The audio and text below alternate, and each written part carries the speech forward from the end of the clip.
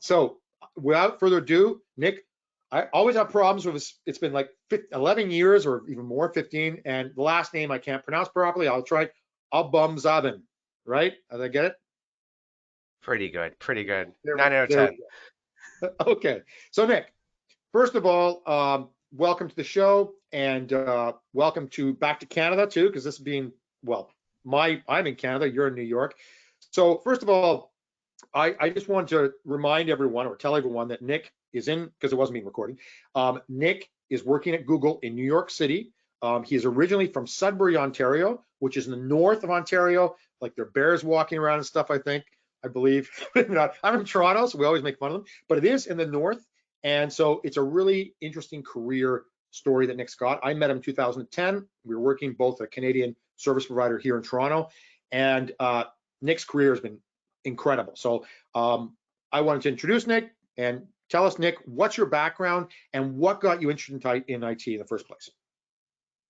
Yeah, I think the story starts off where many millennials, hopefully on this call right now, kind of starts off with we are the generation that got to experience somewhat pre-internet as we evolved into internet. So when I was young, 10, 11, 12, up until now, I've been in front of a computer for 6 hours a day.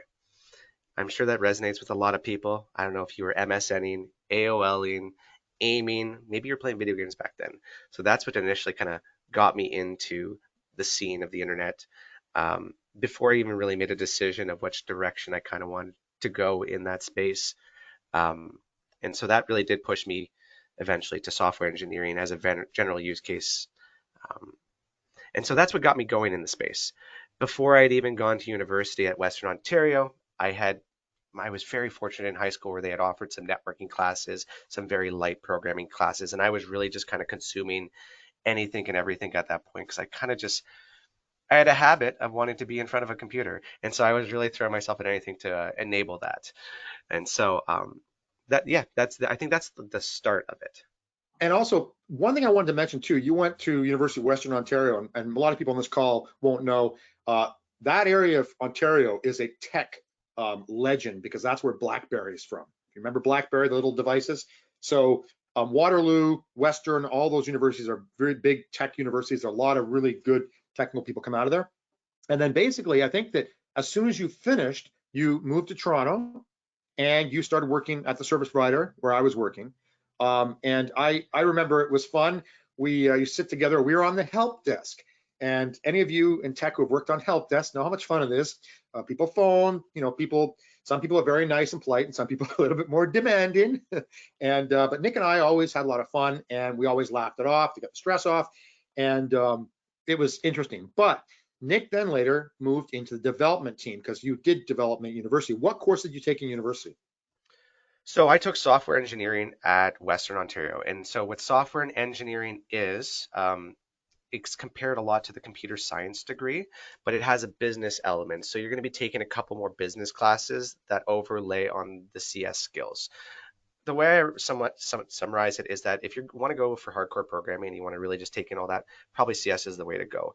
I wasn't too sure if I wanted to be a hardcore programmer, if I wanted to be a consultant, if I wanted to go into implementation and all the varieties of titles that comes with. So that's why I went more software engineering to layer in some business, which I think for me being a chatty person, played to my skills a lot better. So that came in with all forms of programming classes, networking classes, math, sciences, and everything to build you up to be a junior programmer.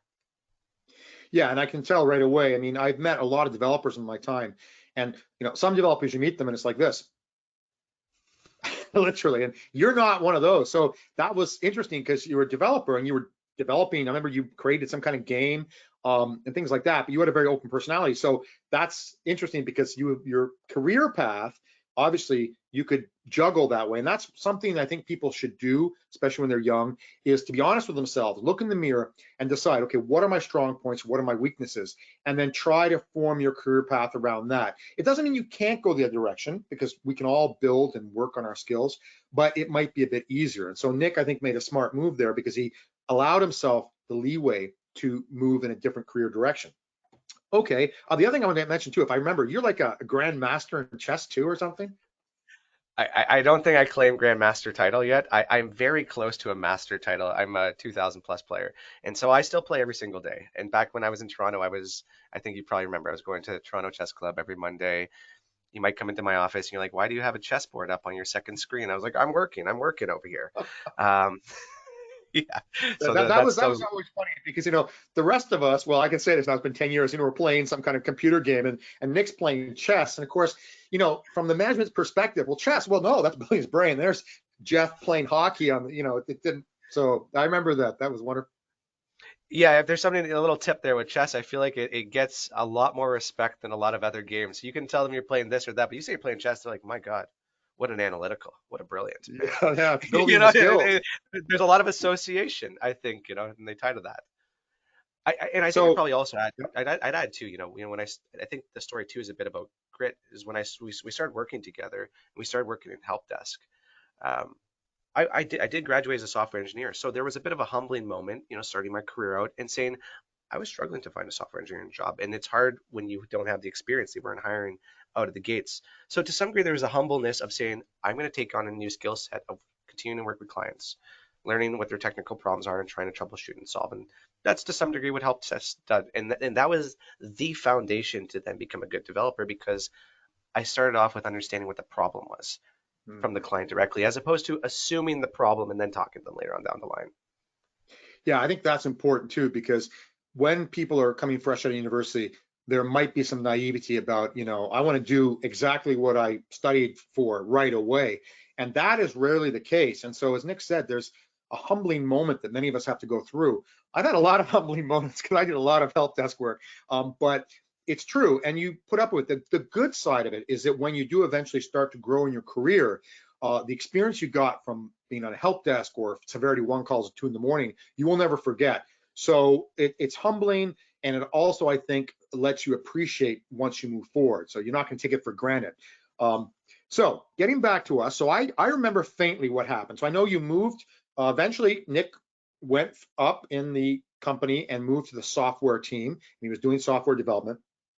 And then he got kind of cagey one day, and I can't remember how it went. He said, "Well, I'm going away on the weekends." And I go, "Wow, okay, that's where? I'm going to New York." Okay, great. But it was kind of, he didn't say like, "I'm going to New York and have fun." It was like, "I'm going to New York." And then I don't know how it came out. He eventually came out. He said, "Well, I've been asked to an interview for Google." And tell me if I'm correct or not. You went to an interview in Toronto to Google Toronto, and you were so good that Google New York asked you for an interview, and they paid for the plane fare and everything. So I actually got flown out to New York twice. They must have been very uncertain with me. So so the whole story with the Google interview, getting into Google, is it actually started 3 years back before I got the role. Is over the course of 3 years, I probably had applied 200, 300 times. And let this be a lesson of grit and persistence. Google and big companies have hundreds of recruiters. So if you ever feel like you're spamming them, it's probably not even the same person getting your resume. So spam away. Let your name be known. All right. So that was my technique of just unload on them. Uh, and I think what I'd say there is, so I got the way Google commonly reaches out to you is typically through a LinkedIn message. And so I got a LinkedIn message 3 years before I got the job, and they said, we'd love to interview you. I did the first interview and then very quickly got an email saying, thank you, no thank you. A year goes by, interview, I continue to apply. I get another message in LinkedIn. So this is 2 years in, 2 years into my development at our company we're working at together. I get to the second round of interviews. So the first round of interviews, a recruiter screen. The second round is the technical, they give you some programming questions. And so let's just say I did not prep to the where I needed to be. My chops were not there and I got smoked. And I forever will remember the question that crushed me. Because I remember then after I got hurt so bad on that question, I went downstairs to my whiteboard and sat there for an hour trying to just figure it out because I knew I had bombed it so badly on the call. And so that was a real, again, hit to the ego. And then so then 1 year later, again, same process. They reached out to me through LinkedIn. And then this is where a 12 interview process commenced, where 12 recruiter interviews? stage, recruiter stage, a technical phone call. They fly you out to New York, and I call it the pressure cooker because it give you 4 interviews back to back to back over 3 hours. Then I go to Toronto office. They say, all right, this was for the role in Toronto. Go meet everybody. go to meet everybody, and then get a call a week later saying, well, the role closed actually, but we still like you. Want to try out for another role in New York City? We'll fly you out to New York again. Another 4 interviews, another flight out to New York. And so I think by the end of the 12 interviews, I said, I don't know if there's anything more you know about me. You know my search queries. I have a Gmail. You know my emails. Um, Psychologically, I feel evaluated on all levels. Um, so I feel like I truly survived. Yeah, survived the Google interview That's process, and then they incredible. threw me in. And still to this day, I still work for the same director who had hired me. And I remember the final word she had said to me, and she said, "Who do you know in New York City?" Effectively asking like, "Are you just going to stay with me for 6 months and then take off because you're not socially, gripping into the city?" And I said, "I have one friend. I think we'll figure it out." 8 years later, here I stand. That's incredible. I mean, that the amount of interviews. Well, first of all, the fact that you had so many attempts and you didn't give up. I mean, I would get annoyed. Like if I got rejected twice, it's like, okay, well, I'm not. But that's not the way to be, especially in today's market. I think this is a great example. Just keep going at it. And a really important fact, which I actually didn't know, is that these companies are so big, they have 1 billion recruiters. It might not be the same person every time. You get this feeling, oh, there's a big central database and they're all whatever. Maybe not. And so Nick's a good example. But the 12 interview process is something. How do you keep your cool? Do they ask the same questions again and again? And so, because I do know there's a technique where they ask the same questions and they compare, to see how much you're, being sneaky, whatever. Believe it or not, none of them were the same question. Everything was unique. I think towards the final interviews, what they don't really tell you and what it is, and now that I've been on the other side and I've done my own interviewing and have brought people into our team here, is the last couple interviews you're actually interviewing with different people on the team, and it's a total culture fit interview. Mm, Um, how interesting. and which they will chalk up to your googliness. How googly is this Oh, Google. person? Which is to your interpretation of definition. Yeah. So, okay. So when you got, how did they tell you? Did they send you an email you've been hired? Or did they actually tell you on your last trip there? So after you leave New York, you have one final meeting with the director or whoever the main person is that's looking to hire you, and it's in that call at the end that they inform you that you've gotten or not gotten the position, if you make it to that end, and then you get an email that comes with the package and everything and all the details. So you must have been overjoyed, right? I mean, talk about a long process. Well, I remember that day. It was like November 2015. I was in my living room. I had not gone to the office that day to take I my wonder final why. interview. To take my final interview, and I remember just sitting in my living room crying that when I finally got that email, just because you know there's a lot of big fish that we're all chasing out there, and sometimes it takes a year, 2 years.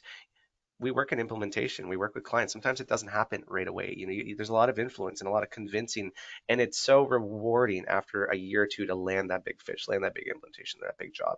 And so I just remember it being a culmination in that moment. And the competition too must have been enormous. I mean, I guess you didn't know how many other people were going for that role. That's probably kept secret. No, yeah, you don't know the competition, and then you kind of get into once you finally get here, then there's that sense of imposter syndrome because then Oh, you I was start going to to see ask you some of about that. Yeah. you I run mean, into you this had large double because I just want to bring this up. Not only are you new to New York City, you're new to the States.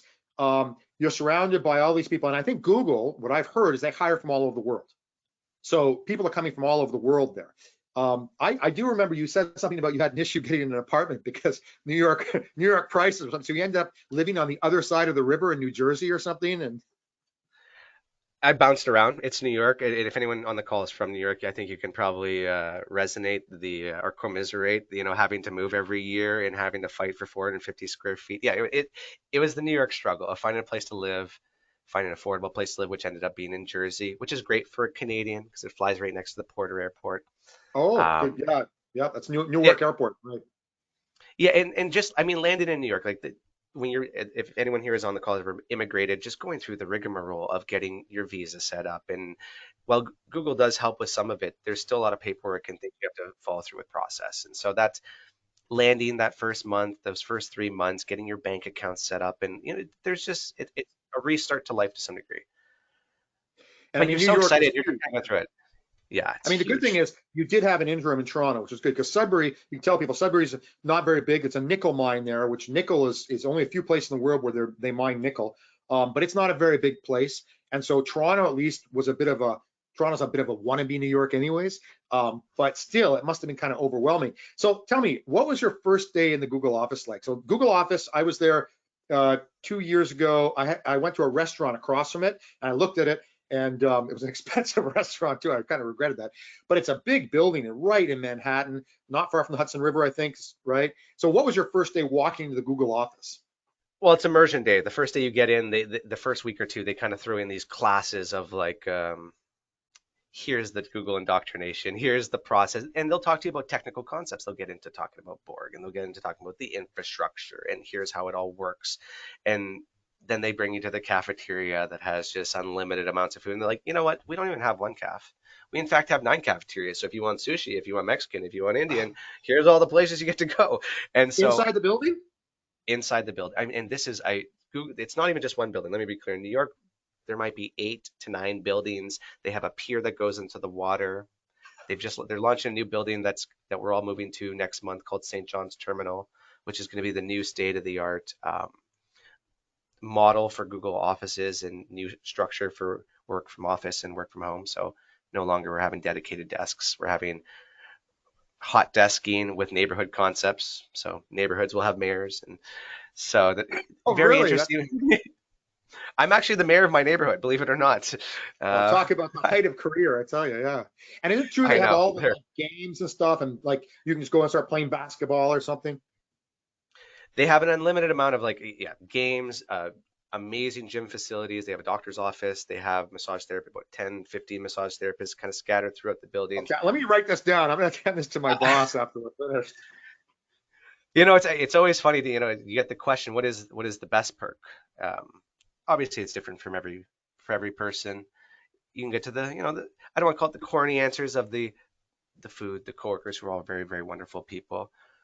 Um, but for me, I think it's the challenge. You again, getting back to the imposter syndrome.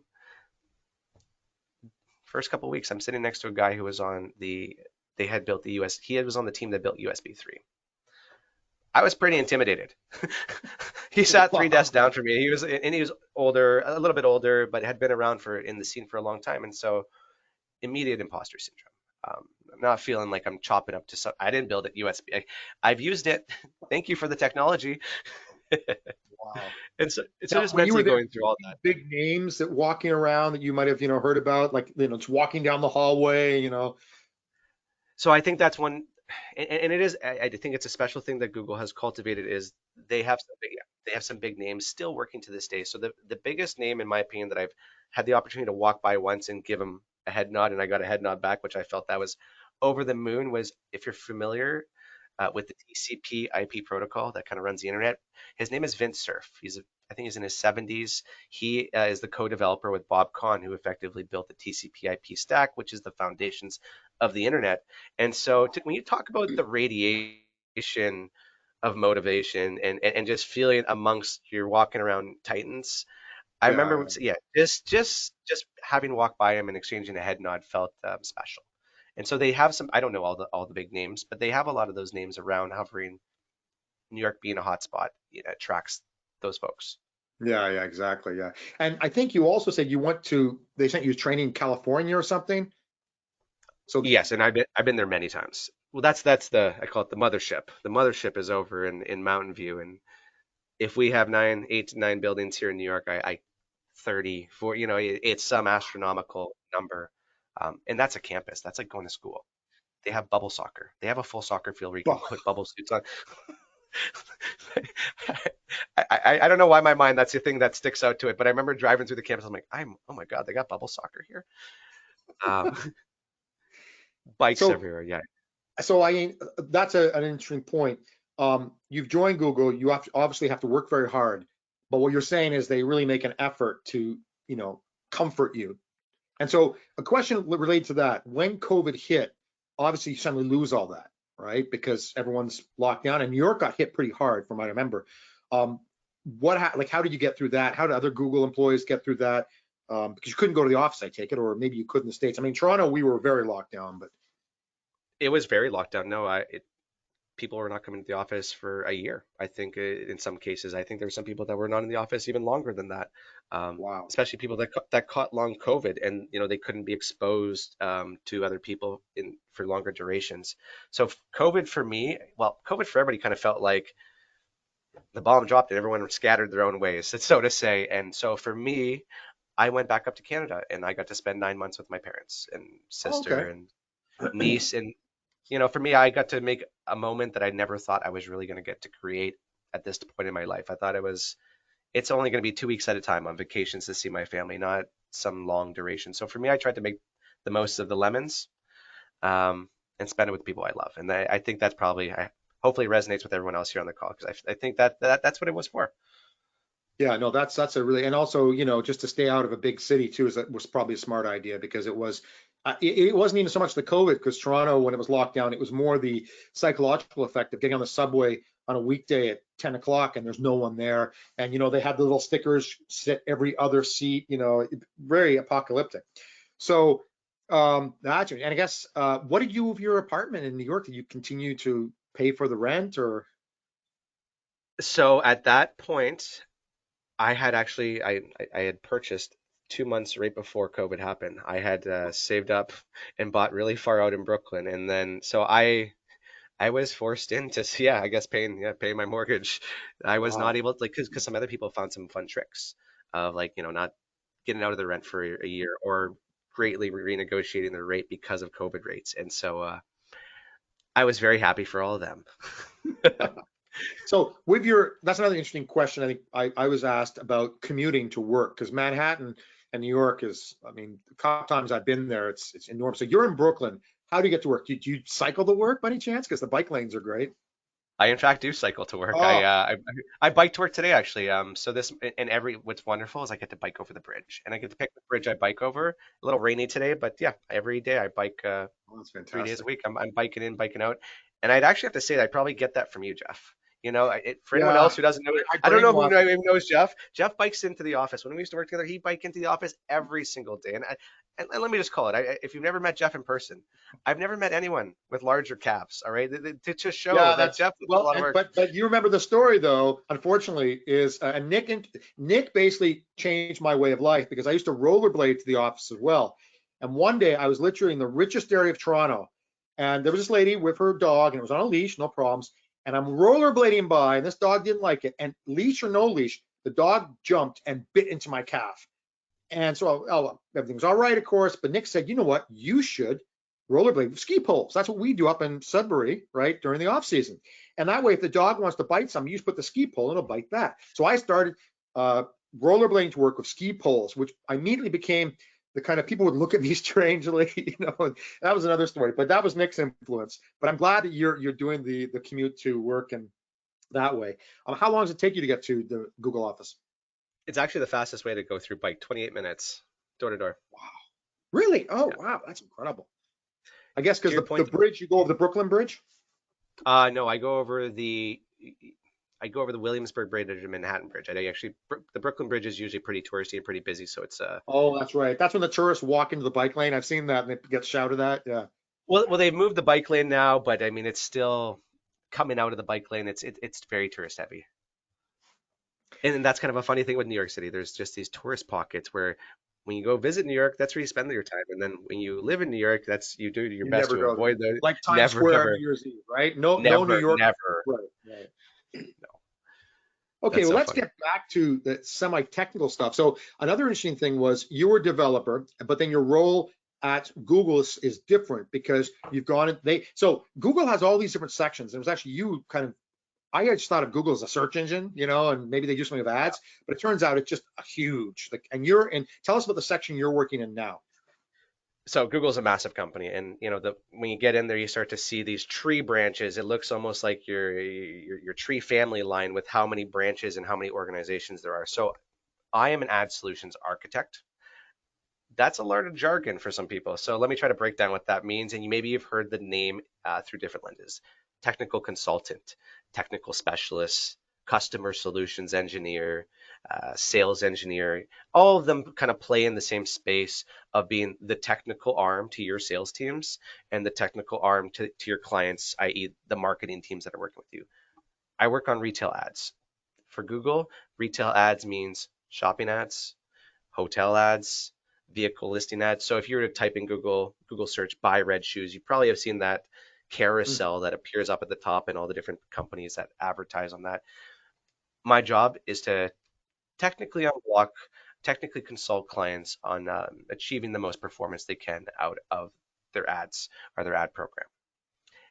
And that's the high level of it. And then underneath the surface is all the data that is the products. And what I find just so deeply fascinating about this space is oftentimes I'm technical. I spend a lot of time in SQL in my job, writing SQL queries to create reports for clients because I'm working with big clients that have millions upon millions of products. So when they want to look at analysis, there's not some easy way to download it to Excel or Sheets and do your pivot tables because there's just too much data. So you got to go to the next layer. You got to get into writing SQL and do your analysis in that sort of framework. And so that's how we empower clients.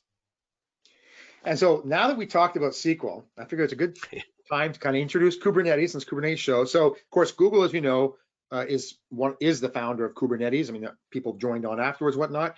But as many people don't know, the predecessor to Kubernetes is something called Borg, and it's still alive. And you've actually worked on Borg. And one thing you told me, because I immediately asked when I found out you were at Google, and you told me about, because you've done a lot of databases, kind of your specialty, I guess. And you told me about the difference you saw. So explain that and tell us whatever you can without getting in trouble, Yeah. what Borg is and how it works. Well, I'll do the comparison of working at a small company versus working at a big company. And because I've gotten the experience where we work together I would certainly call that a smaller company, 10 people to just grand size big tech. And so when I was working with databases at a smaller company, I'm using tools like Microsoft SQL, I'm using tools like MySQL, and the capabilities of those tools, because they're not on some distributed cloud system, is the power of your machine. So I write a query, I hit the run button. Sometimes these queries are taking like 20 minutes, 30 minutes, 40 minutes, and these are not very complex queries, and these are not big data sets. These are maybe a couple million, maybe just touching on a billion rows sort of things. And so my first question when I got to Google is, oh my God, I'm going to be working on these shopping, arguably the most comprehensive product shopping feed that exists in the world. Every advertiser is sending their data to Google. Google's collecting that data in an aggregate sort of fashion. You can imagine this is the most comprehensive product data set that exists, hands down in the world. And so I was like, that's got to be big data. Got to be a couple billion rows of data. If that takes 30 minutes with some million, this is going to take hours. How do they reconcile that challenge? And so there I got behind. So if I'm using Microsoft SQL or Google's or MySQL in the small space, well, of course, Google's got their own flavor, Google SQL. It looks very Oh, similar to really? Microsoft. Ah, I They didn't have know their that. they have their own flavor. They have their own flavor. It looks very similar to whatever you've seen before of MySQL select statements and where clauses. Nothing's really been changed, but there is some sugar. I call it some sugar in the language that improves um, the amount of lines you need to write certain aspects. Uh, so I start using Google SQL and I'm starting to query these large databases and I'm getting results back in seconds. And I'm like, how? I just did a very complex join of across a lot of tables, which certainly were probably in the trillions now of rows. And in the way we've done it, and I'm getting results back like this. And then with our tools that we use to write these queries, you can kind of open up the advanced panel and kind of see all the different servers or all the different nodes that's getting engaged to generate this query, all the different pieces that are going to pump up your data set. And so that was my first touch with Borg. I was like, what is this? Like, what is, and then an engineer sat there and explained to me, he said, like, when you hit that run, it's not running on a single device, not one machine. It's a container being run across many different nodes. You probably have the power of 100 different machines working for you right now to generate this. And I was like, all done and abstracted away, because that's the beauty of it. I don't have to deal with anything at the Kubernetes Borg layer. Uh, I just hit the run button and it's already been done. All right, I just get to enjoy the speed. And so that was my initial foray into using these big distributed systems, was just, holy smokes, I had no idea the power that these private companies had, or these public companies, but these Yeah. private technologies they have in house. Um, and so then that got me thinking, what other special tools do they have in Batman's toolkit that they don't share with the external world, kind of thing. Yeah. And that's interesting because one of the things, if you watch that documentary, which was created where Kesley Hightower, who's from Google, I think he retired recently, but he's one of the founders, talks about, which I loved in that documentary, talked about Kubernetes being like a post office, right? You just give us the package, you tell us where it needs to go, whatever, put the stamp on it, we will figure out what to do with it. So what you just said now about it all being abstracted away, and it's running on containers, running maybe on multiple nodes. You can have pods, multiple pods running. I don't know what they call it in Borg, but the power is enormous and the speed's enormous. There's also, of course, the factor, as you're a developer, would appreciate this, the fact that the old problem of, well, it ran on my machine, that disappears with containers, because the container, as long as it's a container, it's going to run on every machine, because it's the how would you put it, the wrapping is the same everywhere. So it's not like you're running this on one VM with certain libraries of the operating system, and the other VM or the other doesn't have it, and it won't work. But that's fascinating about the speed, because I've also heard about that as well. So when do you hear talk about Kubernetes much or Borg much in the office? I mean, because you are very departmentalized, obviously. Yeah. So because that sits in the cloud world, cloud, and if you were to look at the org chart, cloud is its own organization, it's its own company. So often when we get conversations about cloud in general, it's through partnership projects that we're working on. We got a marketing team that wants to do X and it involves a cloud instance or requires some cloud sort of technology. So we don't get a lot of conversations per se as it pertains specifically to Kubernetes, specifically to general distribution. And obviously, as of late, the hot topic is Gemini and all of the LLMs, Vertex LLM, and how do we connect to cloud and get the powers of that. So it's interesting, you think of Kubernetes, you think of Docker, and that was really the first step into cloud technology of distributed systems. And now that everyone is starting to get distributed, and for those that have distributed systems, the next step then is, okay, how do I use that distributed network for compute power, which is totally up the world of LLMs and Vertex and Gemini. So it's interesting that we're now starting to step almost into the next world of reaping the benefits of distribution. Um, so not so much of Kubernetes now, but it's like we've taken a step forward, and that step forward is around AI for text, and how do we apply that in all of our different little worlds to squeeze out some benefit. So that's a question too, AI, because from the technical point of view, I know a lot of acquaintances I have in the tech world are excited about it, but they're also a bit scared, because there's always that feeling, well, what if this takes my job? Now, I don't think it'd take my job, because it doesn't have my sense of humor, and certainly not yours. But if you were, for instance, the old help desk job that we had, a lot of entry-level jobs, theoretically, that could have been done by, one of these robot things with artificial intelligence. And what are your views on that? And have you seen, I mean, you can't tell us any top secrets of Google, but have you felt any impacts in your life or in your work life because of it? I haven't, no. I mean, in terms of impact, there's been a lot of positive impact where AI has enriched certain functionalities. We see it as simply as in Gmail when you're starting to type out an email and you get the autocomplete, which is to some degree in telesense of a coding environment. But that has only enriched me. That has not replaced me. And to your point, at the end of the day, we are talking to another human. The other human wants to know that we're talking to a human. So I don't think you're ever going to step away from that human need to want to connect with another human, because when you're talking to a robot, and immediately how emotionless you start to feel at times, when you're talking to that, or you at least feel duped by the robot. So Yeah. I don't think AI is coming in. I think AI is a powerful tool. The way I've been explaining AI as we're working on it and applying it in our world with enriching titles and descriptions and really finding the way people want to see products called. For me, my analogy is a hammer is a wonderful tool to a nail. Hits the nail, puts it in. A hammer to porcelain, not very good. That's a good. I'm going to put that in my. Nick was always great with these sayings, which I would then write down and use, saying it was my own. But that is a good point. And I have to add to that that I actually have been through some AI, training with AI, so-called human beings, and it had to be one of the most. I mean, my grade 2 teacher who used to kick me out of the class every day was more enjoyable, who hated my guts, was more enjoyable than this AI thing. Because, I mean, talk about phony baloney. They would try to make us smile, and you go like, whoa, it's a Terminator smiling.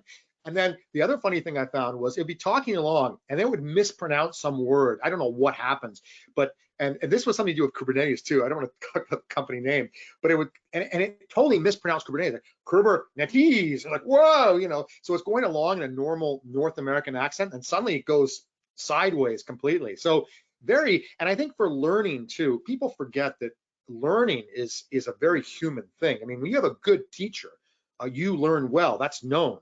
Um, having having the Terminator again as I use the Terminator all the time. That's all I can think of is the AI going nuts.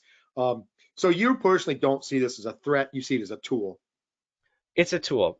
Now, if the tool is applied, similar to a hammer and a porcelain, if the tool is applied incorrectly, you may not see benefit. You may, in fact, hurt the situation more, much to like any tool. So I think we're just still in that stage of exploring and applying AI in a bunch of different use cases and to some degree throwing past on the wall and seeing what sticks. Obviously, in a much more analytical uh, test analysis, hypothesis sort of approach. So there's certainly some structure to applying it to different use cases, but that's where I'm at right now with it. That's where we're at with projects is the application of it to see what we can get out of it. Um, and I think this is going to be a very interesting topic. I think there's going to be a boon that's going to come from this of different use cases. Yeah, and another interesting thing that I was thinking about is that you're a developer, or in past life a developer, and I've had developers tell me this, that they find it very useful because you can quickly build frameworks, which are very time consuming with AI.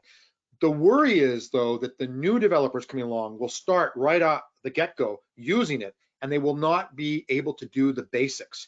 In which case, if for whatever reason your AI drops off, or just not knowing the basics, is not a good idea. I mean, so what's your view on that? Because some people say, well, okay, but Jeff, that's like, you're telling people to learn COBOL programming or assembly, right? I mean, that's not really needed anymore. I mean, So, it's about offloading the responsibility of thought.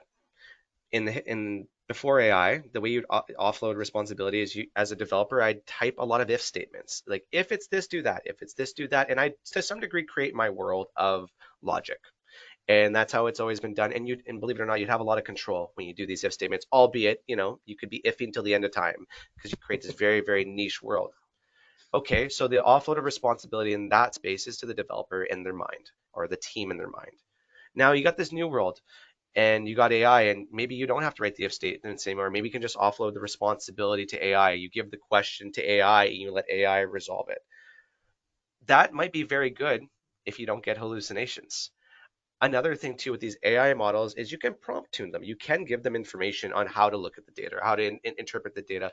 So I think development is going to maybe change around hard-coded logic of mindset to more prompt tuning. Like let's inform the engine and let's form the model in this way and see if we can get a deterministic output, meaning we'll always get the same output, which is what we would get in this world with if statements.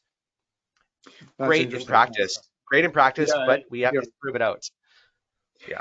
So getting back to Kubernetes, since it's a Kubernetes show, what, just out of interest, when was the first time you heard about Kubernetes? What was your experience? Because I mean, Docker came along 2014, I believe, but for me, it only really showed up in my life about 2018.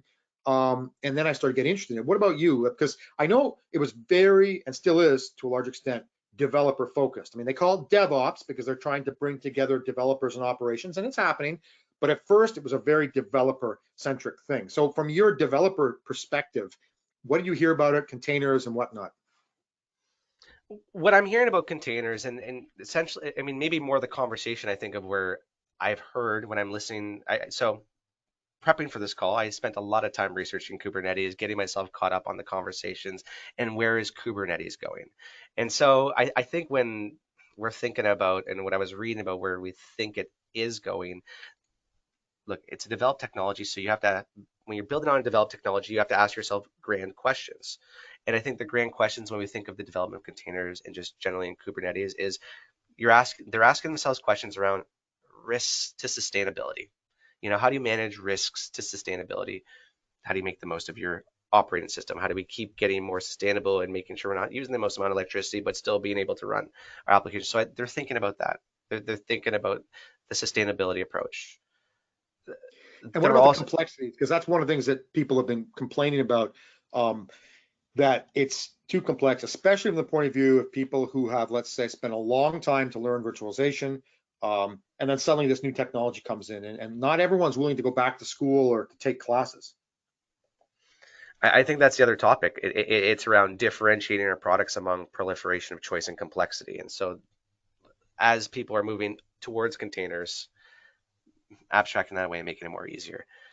I think at this current moment in the game, you're still going to be required to have the developer set up almost the foundations, and then you can slowly start to hand it off to someone who's less technical. Um, but maybe that's okay. I mean, we today again, I'm going to go into another analogy. You know, to have a house, you need a framer, you need a bricker. You can't step away from those things. You need a developer in this space. That is part of it. You know, if you want to survive, you want to operate in the space, you need the right tools, and the tools is a developer.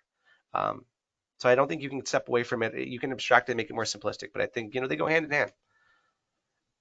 Yeah, and especially because of the fact that, it was created really to create an easy environment for development. And then it's kind of applications and usages have come to it more and more. The database thing is interesting too, what you talked about Borg, because one of the arguments I've heard a lot they've kind of simmered down a bit, is that, well, you can't run a database on containers, you can't, and yet I know for a fact, and there's a good example, there are big organizations that have been running them, and the funny thing is, we saw that in that documentary about Kubernetes, was that the big companies were using this technology. It was kind of like hush hush containers, because they were really getting a lot from it, and I don't think it was because they were trying to keep it top secret from everyone else. I think it was just because, well, we found something good, we're using it. But it's only now it's been, well, in the last 6, 7, 8 years, it's gone to the general public. But you're a living example of containers can run databases, and they can do it even better. And I think databases have additional complexity of how data is stored on file structures. And so when you're talking these massive, massive databases, well, in the Microsoft world, you'd export that and it's a single file. And you got some file that's like, 1 GB, 2 GB. Some obviously you can't really export the file in this world because the file is of some probably petabyte size, just Wow. ginormous. We're talking thousands of columns, billions of rows, just huge tables. And so that can't take the same approach. So then Google, I think this is obviously beyond Google. This is a technique around sharding. So you get to sharding files, and so you shard a database into multiple different pieces, and then that then stores on the distributed system.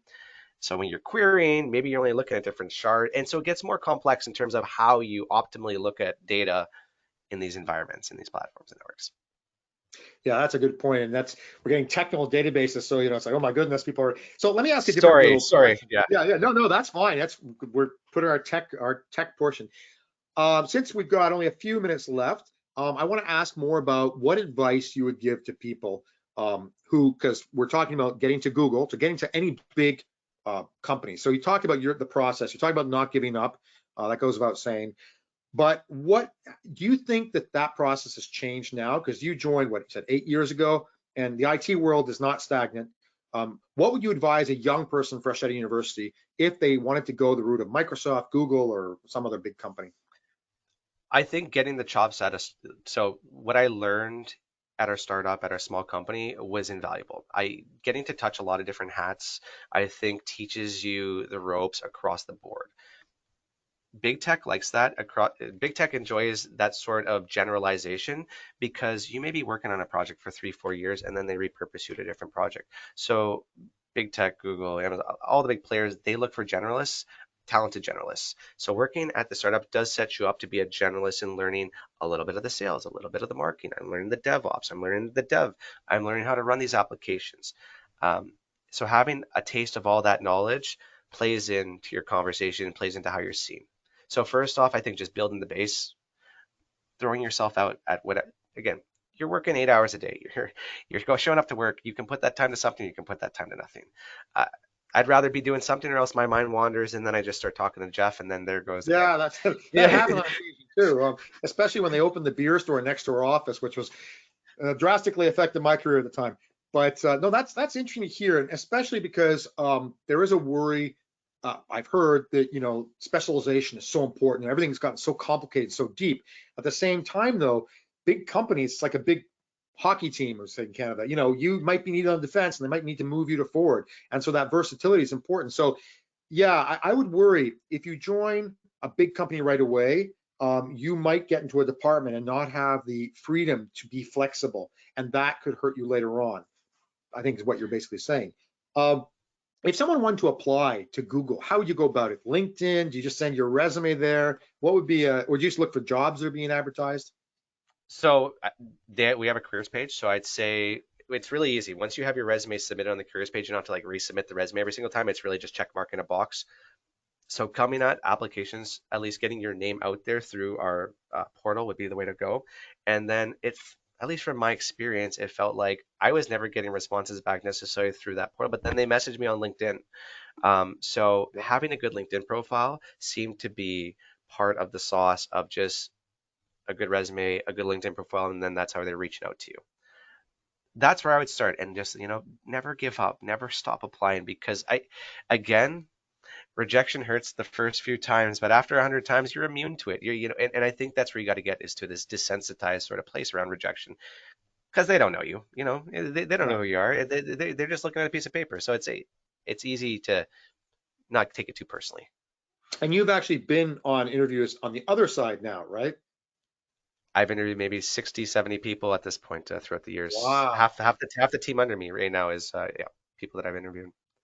So it's fun to see it on that side, and how we structure, and what those 4 interviews look like, and how you structure your questions and your question bases, how you rate Are your. videos, do you do video interviews too, or is it all in person still? Because I think when you were hired, they were actually flying to New York. Or maybe they won't fly you anymore to New York, save the money. I mean, I haven't done it in person actually in years. They're all through video now.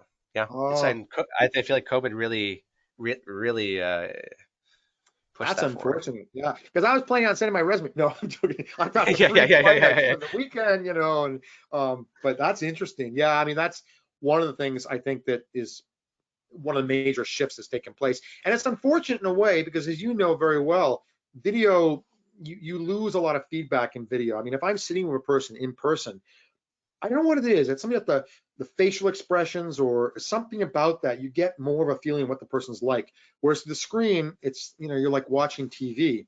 But that's interesting. So do they ever consider moving people? For instance, like if you're in New York and they say, Nick, there's this job, we want you to move to California. Does that ever happen? Or That's happened. Like it could come in many different flavors. So Google offers bungees. So if you wanted to try a different team for 3 months or 6 months, and I wanted to go to what's it London, called? or I wanted, Bungees? it's called a bungee. So if I want to A bungee bungee, jump? like a bungee cord, I want to bungee to another role and go to Singapore for 6 months. Google offers those opportunities. So there's some interesting ability to travel within. You could be doing the same job, but in a different region, That's which wild. operates differently.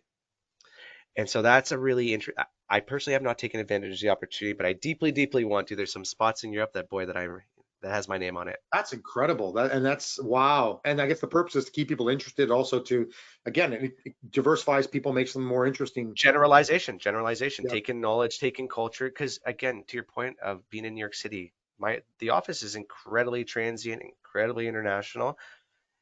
The world doesn't work like it does here as it works on the other side of the world and other places of the world, and it's deeply important to understand how people operate. And how they It think. gives you, Yeah. and how they think. It gives you breadth in your approach. Actually, have you ever thought of maybe coming back to Canada and working in Gold Canada? Or would that be a big after New York City, coming back to Toronto would be a big down? I feel like some of my Toronto counterparts would enjoy me saying this, because I have been asked once or twice to come back to the Toronto office. Uh, Really? it's always in the cards. Of course, my family's all from Toronto. I deeply love Canada, and pardon me, my family's all in Sudbury, but close enough from Toronto. Um, yeah, Do they have other it's a offices? thought. It's a thought. Yeah, They've got in offices also Toronto. in Montreal too, because I know that the head of the Kubernetes Canada fella, he's actually in Montreal. So you must have an office there as well. One in Montreal. There's the two in Toronto, which is the Richmond Street, and now they have the cloud office. There's one or two in Kitchener, Waterloo. Oh, wow. Um, Vancouver, does Vancouver have one? They might have a sales office, or a very small sales. I'm not certain about Vancouver, but I think that's currently the Canadian presence. In the US, it's basically all over, I guess, right?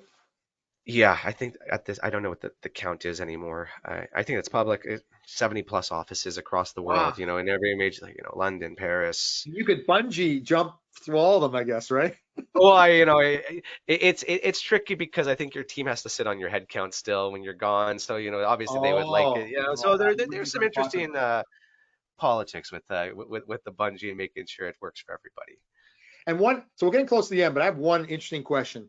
When you get a job at one of these big companies like Google, do the other big companies start to try to fish you out of there and tempt you? Or, I mean, do you get a call from AWS saying, hey, Nick, I mean, someone told me that happens. And once you're in the loop, you just, I don't know if it's true or not. It's true. It's true. You get spammed.